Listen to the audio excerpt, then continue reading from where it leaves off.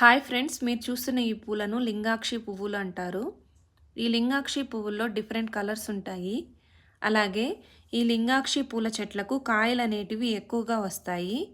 ఆ కాయలను మనం కలెక్ట్ చేసి పెట్టుకొని వాటిలో ఉన్న సీడ్స్ని ఎండబెట్టుకొని స్టోర్ చేసుకున్నట్లయితే ఎవ్రీ ఇయర్ మన గార్డెన్లో ఈ లింగాక్షి పూల చెట్లను ప్లాంటింగ్ చేసుకోవచ్చు.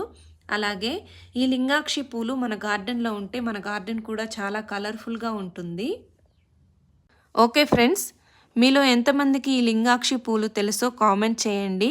అలాగే ఈ వీడియో కానీ మీకు నచ్చినట్లయితే ప్లీజ్ సబ్స్క్రైబ్ చేసుకోండి, లైక్ చేయండి, షేర్ చేయండి. అలాగే పక్కనున్న బెల్ సింబల్ని క్లిక్ చేయండి. వీడియో అప్లోడ్ చేయగానే మీకు నోటిఫికేషన్ వస్తుంది. Thank you friends, thank you for watching. See you next video.